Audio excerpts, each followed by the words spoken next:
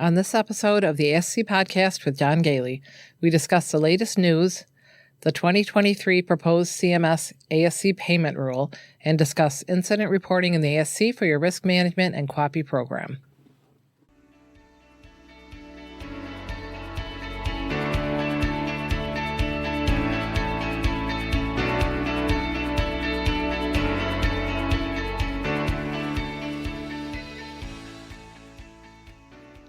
Welcome to the ASC Podcast with John Goehle, the longest-running podcast specifically focused on the freestanding ambulatory surgery industry. We would like to thank our sponsors, Surgical Information Systems, providing cutting-edge information solutions for surgery providers. Trivalence. Trivalence offers a comprehensive next-generation ASC solution that optimizes payment and supply chain performance, enabling actionable data insights. And Ambulatory Healthcare Strategies, the nation's leading regulatory and accreditation compliance resource for ambulatory surgery centers. For more information about our sponsors, please visit our website at ascpodcast.com.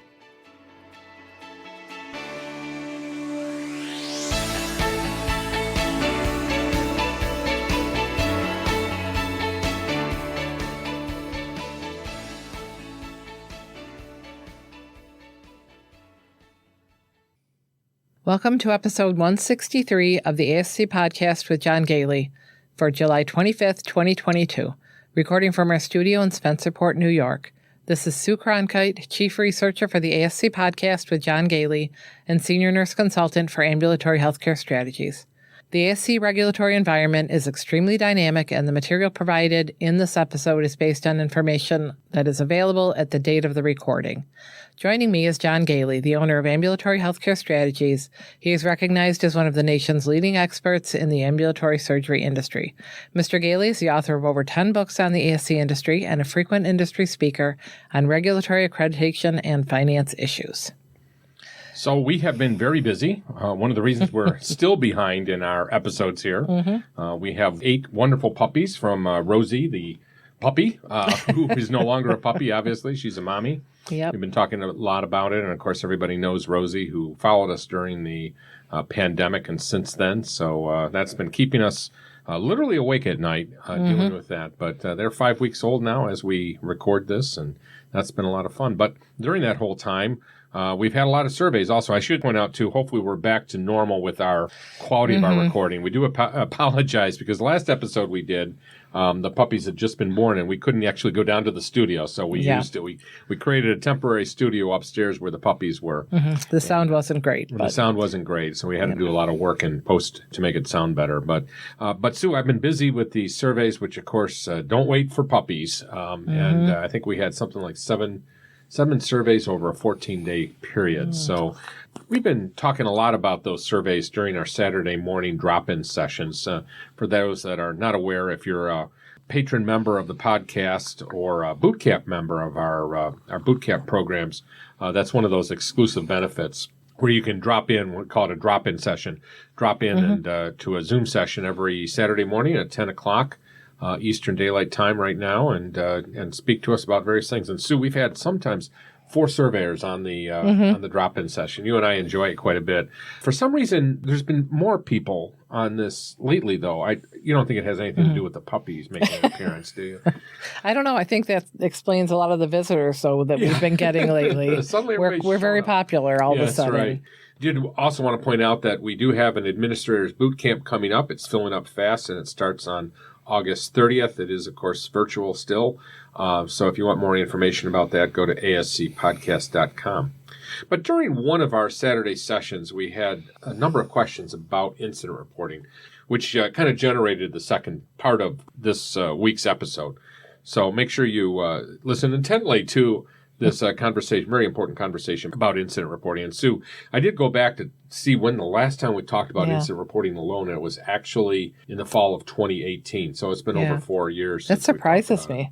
I know, it seems like something we're talking about all the time, but I think we talk about it often in the context of other things, and this week we're going to talk about it specifically to kind of focus on incident reporting itself.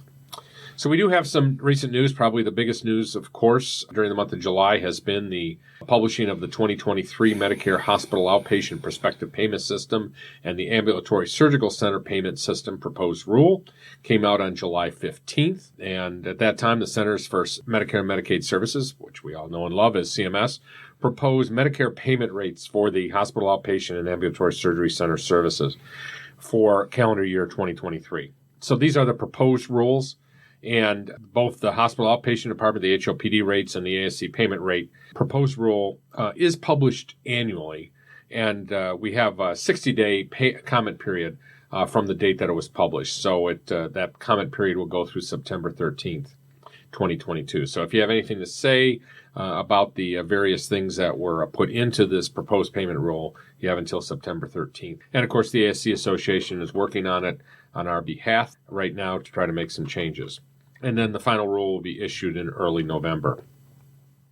Here are a number of key takeaways from this proposed rule. So CMS is proposing to update the payment rates for hospitals and ambulatory surgery centers that meet applicable quality reporting requirements by 2.7%. And of course, the increase for hospitals and ASCs is the same. So 2.7%.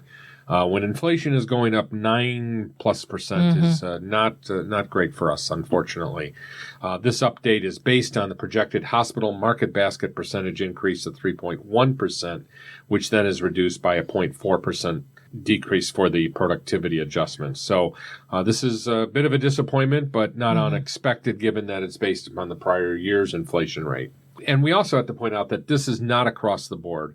We've talked about this a number of times over the years here, but when CMS publishes these numbers, they are further adjusted based upon changes in the case mix for each of the specialties, for each of the procedures there. So overall, the increase, if you were to take all of the procedures together, the increase is about 2.7%, but it's going to vary sometimes quite dramatically between the different specialties.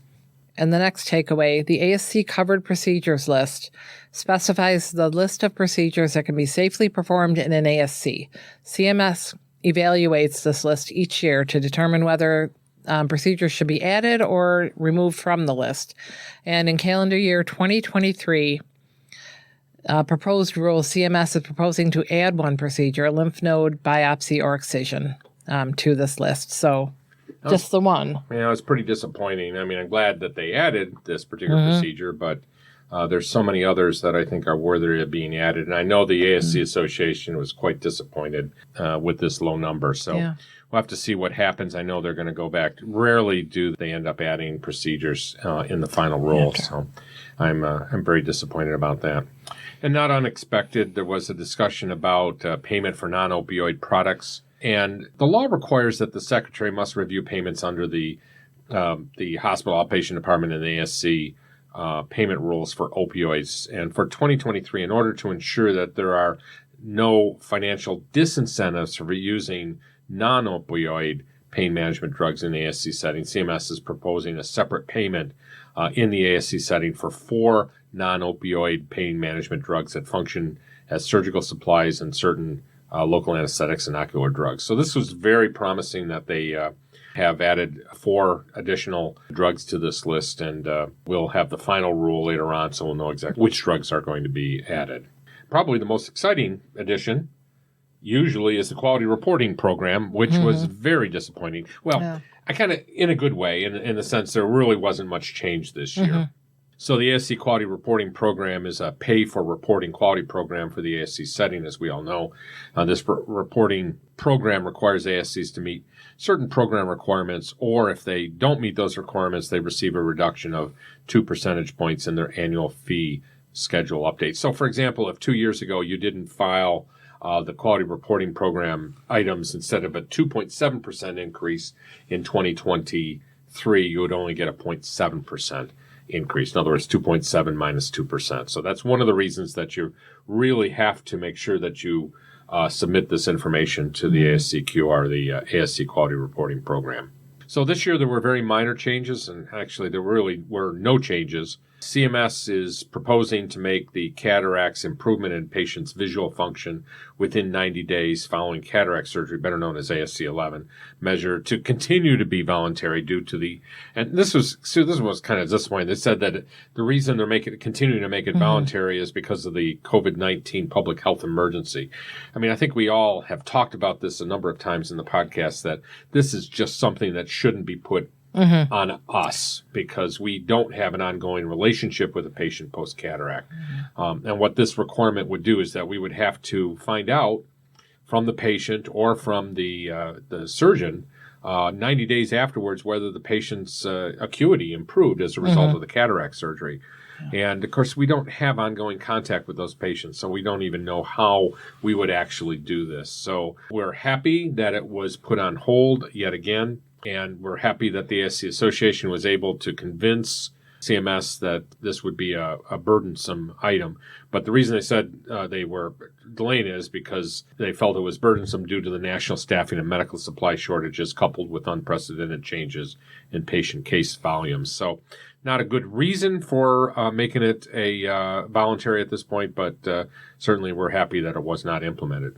And then lastly, CMS is also seeking comment on measures and topics for future considerations, such as including re-implementation of the ASC volume on selected ASC surgical procedures, which was a number of years ago, ASC 7, or adoption of another volume indicator as a quality measure, such as a specialty center approach for ASC quality measures and interoperability and EHR use in the ASC QR program. So we'll have to see where that heads. Again, not a very exciting quality reporting update this year, but in many ways that's kind of nice. It gives us a breather here to kind of implement all the other programs that we have. So Sue, how could we not talk about monkeypox? I think I tried not to talk about monkeypox. You did, but we feel that it's important to at least mention monkeypox. So go ahead, give us the monkeypox update. I know.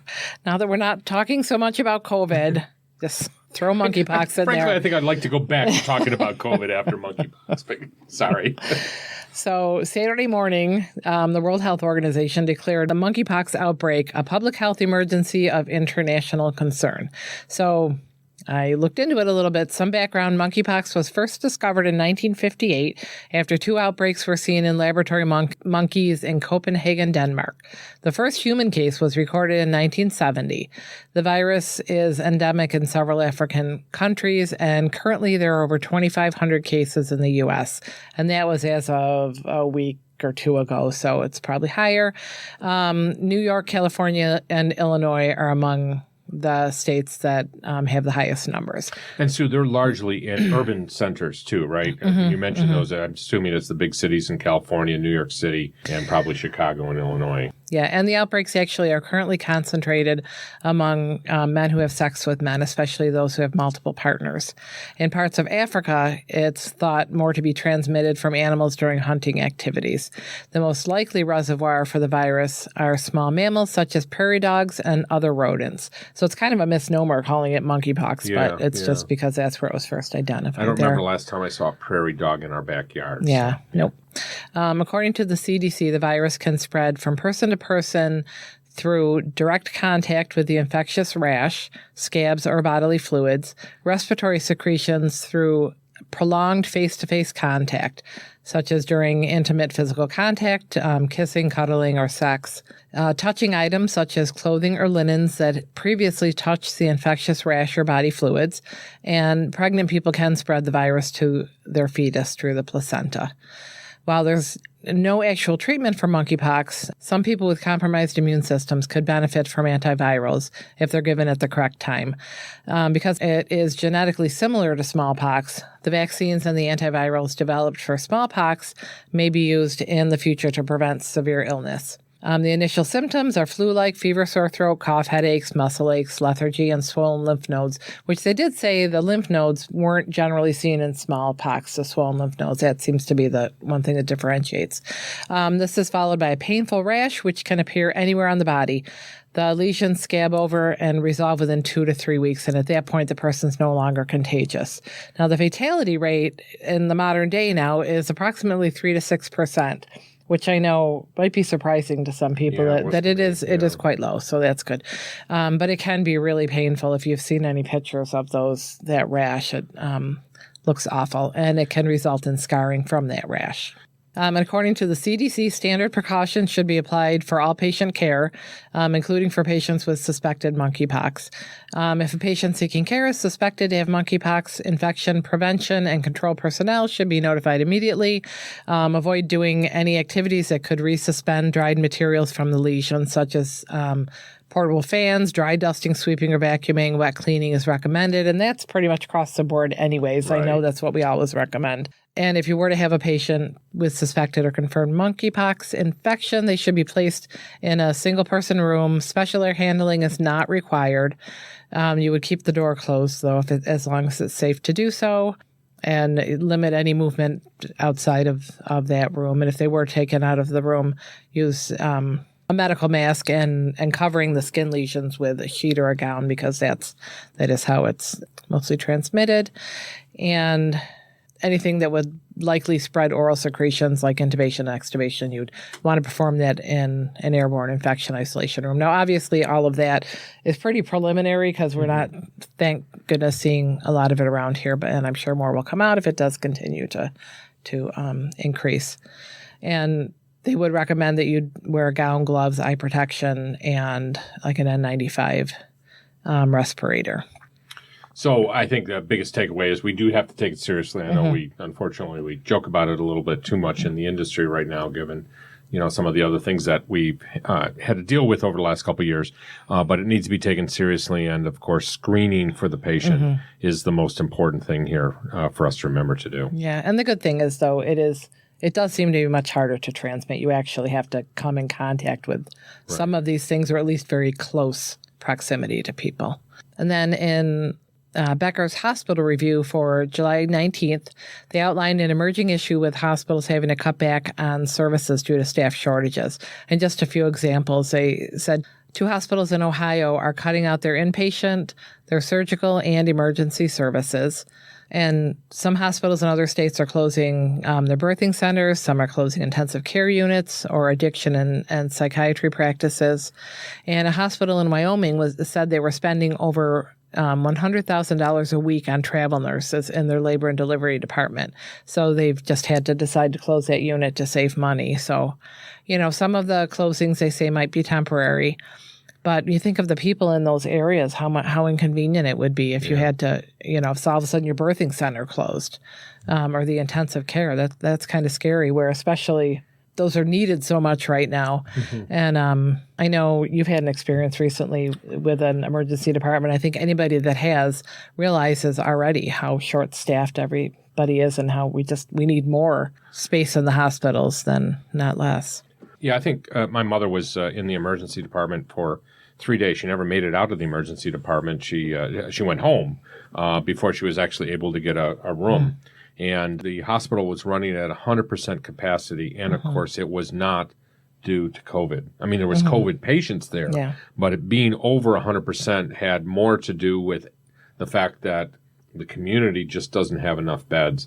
New York, I don't think is unique, but New York has done a particularly good job of shutting down hospitals over the last 20, 30 years in order to save money. And I think that was very ill-conceived, unfortunately. And I think we're starting to see that. Yeah. And Sue, I think, we've got a double whammy here, really. We've got the problem that we just never really had enough hospital room beds to be able to handle a sudden increase in volume. I think. No, even when I worked at the hospital, and this was, several years ago, and we'd always be just on the verge. There was always, at least every couple of weeks, we'd have to keep some of the kids waiting in the ER forever, because we just, you were always just barely making that bed, getting somebody out and cleaning it up and getting somebody in. And I always thought, well, that just doesn't make a lot of sense. We're always just barely making it.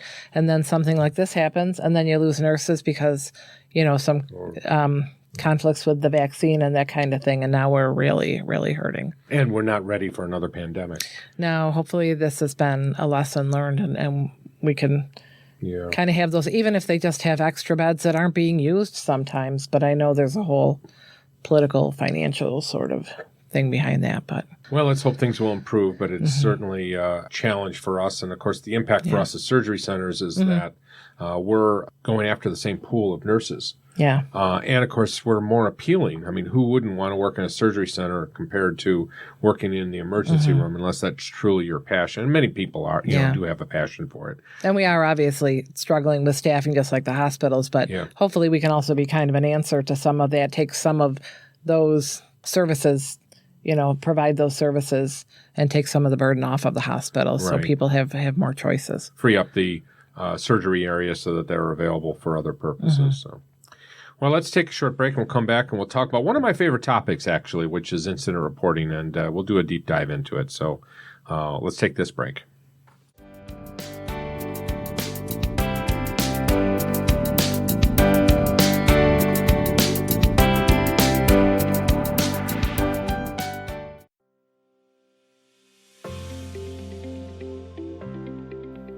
The ASC Podcast with John Goehle and our virtual conferences would not be possible without the support of our sponsors and patrons. Our goal with this podcast is to help busy ASC executives and staff to keep up with the latest news, learn how to remain compliant with regulations and accreditation standards, and to provide opportunities for ASC leaders to advance in their careers. All of this, of course, costs money, and without our sponsor partners and our patrons, we would not be able to provide this service. Surgical Information Systems was an early sponsor that leads the industry with their software solutions. SIS's mission is to deliver solutions and services that help surgery providers, regardless of care setting, improve their organizations so they can deliver the highest level of care to their patients. For more information, visit their website at sisfirst.com. Our newest sponsor is Trivalence. The Trivalence solution is focused on removing waste from the healthcare payments ecosystem by creating the next generation, data-driven supply chain automation and payment optimization portal and infrastructure, saving countless hours, administrative costs, and allowing for scale. For more information, visit trivalence.com. That's TRIVALENCE.com. Our oldest sponsor, Ambulatory Healthcare Strategies, is the nation's leader in outsourced regulatory and accreditation oversight. Busy administrators, nurse managers, and medical directors simply don't have the time to keep up with the constantly changing regulatory environment and the requirements of the conditions for coverage and accreditation organizations. AHS helps you to remain compliant for a reasonable fixed monthly fee so you and your staff can focus on taking care of your patients. For more information, visit ah-strategies.com. And last but certainly not least, our patrons. For a reasonable monthly cost, our patrons support the podcast while receiving access to a database of important information, such as policies, forums, grills, and education programs, as well as the ability to meet weekly via Zoom with each other and the staff of the ASC Podcast. Visit ascpodcast.com for more information.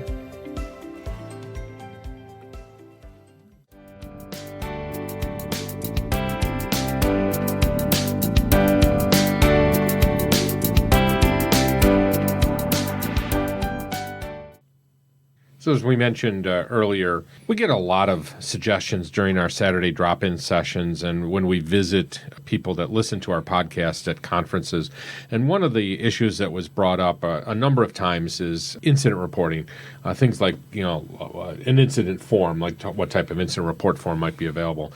Let's just give a little bit of a background on this. And that incident reporting and reporting of all types of occurrences and incidents, adverse events, and near misses is frequently a problem during a survey, especially with new or what I would call minimally compliant ASCs. In other words, it's not an infrequent item that we find during surveys that people just don't have an incident reporting system at all or don't have a robust system. Having a good incident reporting system is absolutely critical in your organization.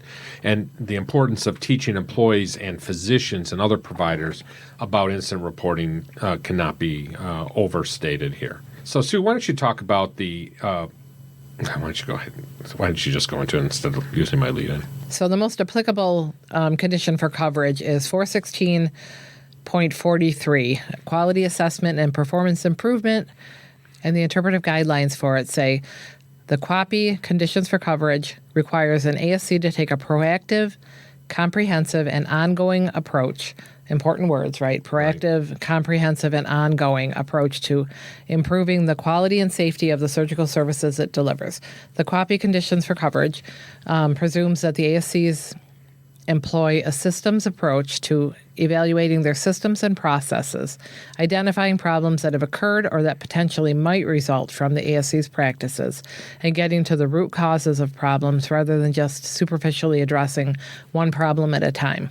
From a survey perspective, the focus of the QAPI condition is not on whether an ASC has any deficient practices, but rather on whether it has an effective, ongoing system in place for identifying problematic events, policies, or practices, and taking actions to remedy them, and then following up on those remedial actions to determine if they were effective in improving performance and quality.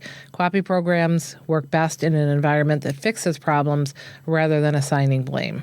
So one of the misconceptions about incident reporting is that you're going to get into trouble, that every time that you do an incident report, that a surveyor is going to come down and say, oh, wow, this is a great example of bad quality care. And it's exactly the opposite. This is what I always find challenging when talking to centers, when I'm doing a survey for, an accreditation organization, or when we get a new client that has not done incident reporting in the past. And this is what I always say, is that you are not really going to get in trouble for incident reporting unless it shows really bad quality care. Yeah. You are going to get into trouble, though, if you don't do incident reporting. Because if you don't do incident reporting, basically what you're saying is you really don't have a robust quality improvement program. And I think there's a number of very critical points in that interpretive guidelines, in those interpretive guidelines. Let's just go through them. First of all, the system, and I'm just going to pull terms out, Sue, that you stated in the interpretive guidelines. The first thing is proactive. In other words, we shouldn't be just reactively dealing with things that happen. We should be proactively looking at activities that resulted in an outcome that wasn't quite perfect for our operation. And that can include near misses, too, because you're trying to identify things before something adverse happens. And then the second critical point is it has to be comprehensive. It needs to be something that's not superficial. I think actually that's the term that's used up above in the interpretive guidelines. It has to be comprehensive. You have to try to look for every little thing. I keep saying if you haven't had any incident reports in the last quarter, lower the bar. Start looking for other examples of things that you might want to include. If you don't have any transfers to the hospital or infections, which hopefully you don't, then lower the bar. Maybe every cancellation that you have on the day of surgery will become an incident report until you have other types of incident reports. You don't have to do those, but there's things that you can learn from each of those incidents that do occur or each of those activities that occur. So keep lowering the bar until you have a number of incidents. I like to see like 5 to 10 incidents during a quarter. Now, that's not a hard and fast rule. It's certainly not written anywhere in the regulations. Yeah. And you might be working in a small operation that doesn't even have, the opportunity to get up to that number. But you should be encouraging this and doing something on an annual basis with your staff that encourages them to do that. Then another critical point is identifying problems. You want to look at your operation, identify those things that are less than perfect. Transfers to the hospital are not ideal for the patient. Cancellations of cases on the day of surgery are not ideal. Any of those things that was not the expected outcome are a good opportunity to put together an incident report. Another critical point is you want to get to the root cause of problems rather than superficially addressing one problem at a time. So a focus during a survey is not on whether you have a problem, but whether you have a process to review that problem. As was stated in the interpretive guidelines, QAPI programs work best in an environment that fixes problems rather than assigning blame. Remember a number of years ago, I was working with an organization that had just started up, and during the Quality Improvement Committee meeting, we started off by listing the incidents. And during this meeting, the director of operations, who was not a nurse, who was actually a PA, said, every time we brought up an incident report, she was saying, oh my God, that's terrible. Who was that person? We need to put them on report. We need to write them up. And that is the exact opposite of what we want to do. We want to make sure that people feel very safe to bring these incidents up and make sure that somebody learns from that process. So you need to have an incident reporting process. You need to train your staff every year. Spend 15, 20 minutes talking to everybody. And this includes the providers, by the way. And I guess I need to emphasize again, you need to be training your providers every year. I know you don't do it in many cases, and maybe those doctors are so smart that they've heard it over and over again, but they don't know your incident reporting program unless you tell them about it. And the same thing with your staff. And you want to encourage them to do these incident reports. You want to encourage them to find opportunities for improvement. And by the way, doing this is going to actually help your employee satisfaction because they know that somebody is looking into opportunities for improvement and are acting upon them. I know that might sound counterintuitive, but again, that concept that you don't want to put blame on somebody is very critical to your proper identification of incidents. And everybody wants to feel like they're working at a really high-quality organization. Yeah. And if they know they can take part in making your patient care even better and safer, then they're just going to be that much more loyal to you. Right, absolutely. So as part of your training, you want to make sure that your providers and your employees know the process and how to use it, and that they're supportive of it. I always say that it's always a great opportunity, Sue, right, to identify a champion. Maybe there's going to be one doctor, hopefully there's going to be one doctor among your medical staff who really does understand this, who becomes passionate about it. And if you don't have that doctor, look for somebody that you might be able to turn into that supportive individual. Teach them how to fill out those forms. And remember, as part of the incident reporting process, you fill out the form, but you do not include it in the medical record. This is something that's kept as privileged information that's part of the quality improvement program. And what I mean is it's privileged. It means that during a subpoena, unless you make a mistake and accidentally allow this to be provided to the plaintiff's attorney, it is privileged and cannot actually be part of a subpoena. And then you need to investigate and conclude, or what we call closing the loop. What you want to do is look at what occurred. Were the policies appropriate, and did everybody follow those policies? If that's the case, then closing the loop is simply saying, hey, it just happened. You transferred somebody to the hospital, your policies went well, you identified the problem, it just happened. And you did the right thing. And that's okay. And maybe, I don't really have anything but anecdotal evidence to this effect, but most of the incidents that come out of reporting probably fall into this category. Another thing that might happen, though, as a result of your investigation is that you need to change a policy. You need to create a new policy, update a policy, or provide additional information. And in that case, you have to implement that policy, get it approved by the governing body, and, of course, educate your staff on that. And then a third situation could be where you do have a policy, the policy is appropriate, but your staff did not actually follow that policy. And in that situation, closing the loop is going to involve retraining your staff or retraining that particular individual. And that's what we call closing the loop. You want to make sure when you're doing incident reporting that you're not just addressing the single incident, you address the process. Let's give an example. Let's say you transfer a patient to a hospital due to a cardiac event that occurred during or after surgery. What you don't want to do is just tell us in that incident report how the patient did. Closing the loop doesn't mean the patient went to the hospital, they were given cardiac medications, and now they're under the care of a cardiologist, and close the loop there. That is not proper incident reporting. That's part of it, and it's important to know how that patient did.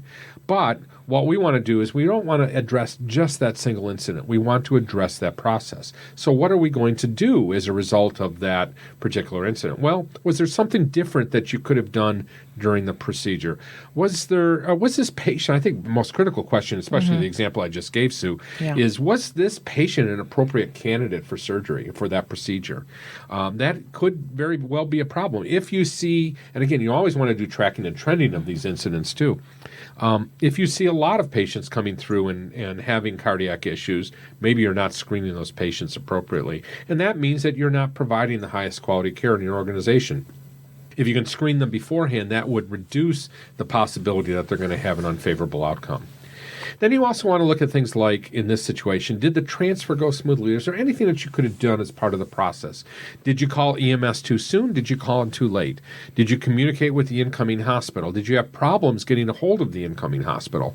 How did you transfer that patient? Was did your staff appropriately get the EMS people into your operation? Was that smooth during the event? Maybe it was a cardiac event that involved the CPR. Did everything happen appropriately?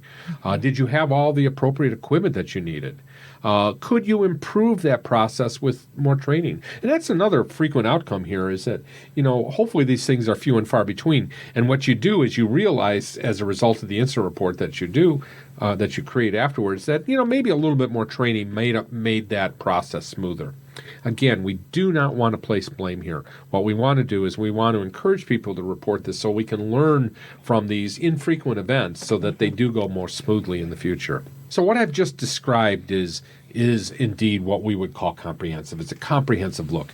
And by the way, if you do this and you show this incident report to a surveyor, you are going to, even though this was not a great outcome, that a patient went to a hospital and had a cardiac event, but if you have an incident report that looks into all of these things, you're literally going to be praised by the surveyors for having a comprehensive system. You'll have demonstrated to the surveyors that you have a quality improvement program that identifies items proactively. And by doing this, this is how you can improve your operations. This is how you can make sure you learn from the past. And this is how you can assure that you avoid problems in the future. Sue, many times we're asked questions about examples of incident reports. Do you want to talk about a couple of them?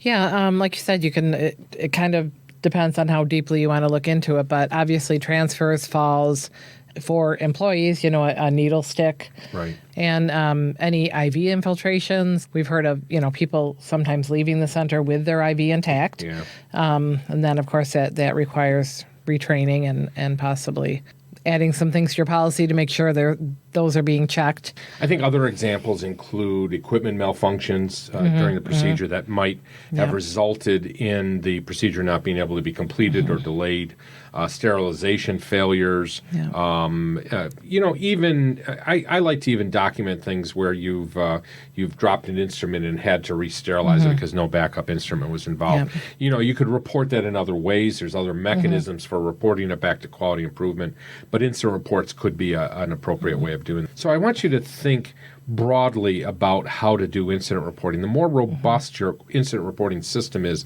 the more likely that you're going to be able to demonstrate to a surveyor that you truly have a vibrant quality improvement program. Yep, and anything, I was just going to throw in there, anything that delays or cancels a procedure, like you said, any day of service cancellations.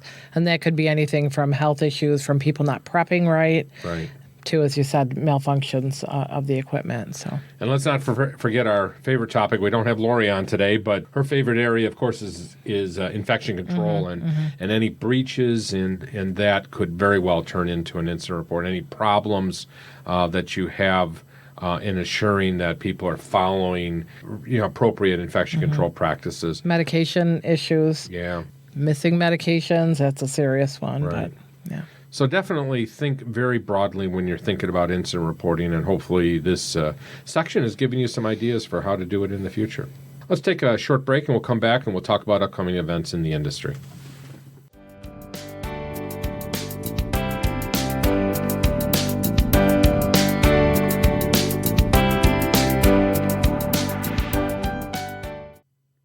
In this segment, we provide an update on upcoming topics for the podcast, our upcoming virtual conferences, upcoming speaking engagements for John and his staff, and other events in the ASC industry. In August, starting August 30th, we have the next Administrators Bootcamp, ASC Administrators Bootcamp. And this is going to be a 4-day mentored program. So there'll be a 4-day virtual conference starting on a Tuesday on the 30th and going through, I think it's September 2nd. And that is a very intensive program, 8 hours a day of sessions about what are the requirements to be an administrator. Also helps people to prepare for the CASC exam if that's something that they're interested in.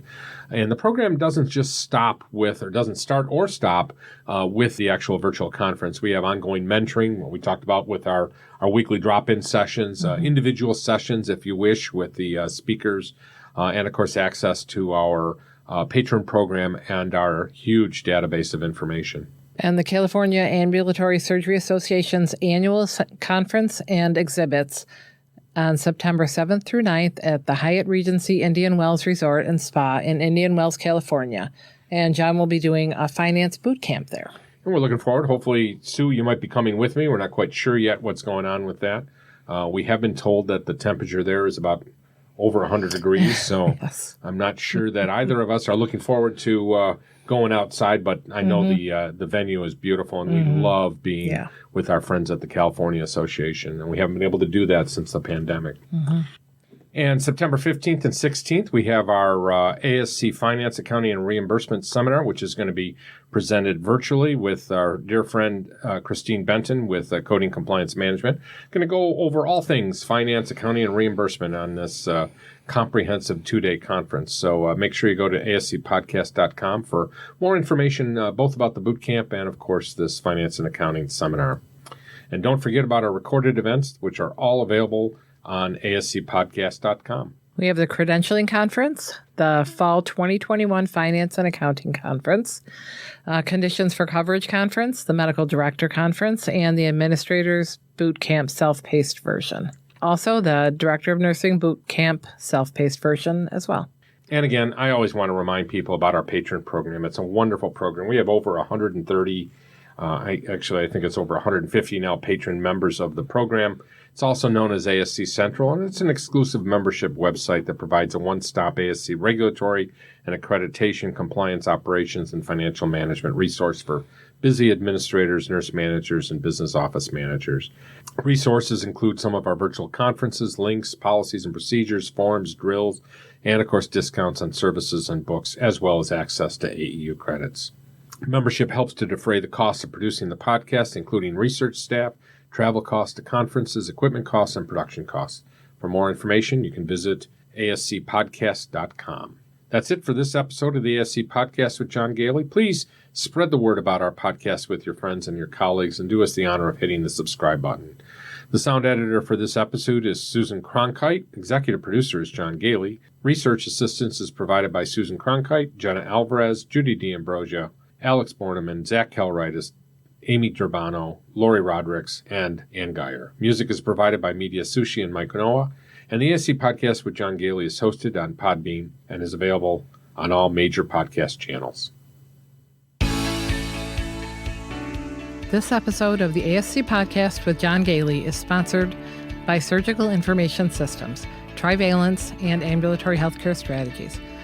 Surgical Information Systems provides cutting-edge information solutions for surgery providers.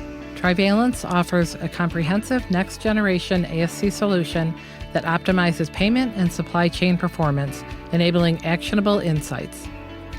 Ambulatory Healthcare Strategies is the nation's leading regulatory and accreditation compliance resource for ambulatory surgery centers. For more information about our sponsors, visit our website at ascpodcast.com. This podcast is an educational and operational tool and is not intended to be a comprehensive resource for all rules, regulations, and standards that an ambulatory surgery center must meet. The advice provided should not be considered as, nor does it constitute, legal advice or opinion. When reviewing specific situations involving legal and regulatory issues, attorneys and other professionals should be consulted. This has been a production of Eden Group Development. All rights are reserved. If you are interested in advertising or sponsoring the ASC Podcast with John Goehle, please email us at info@ascpodcast.com. We would love to hear your questions and comments. Please email us at comments@ascpodcast.com.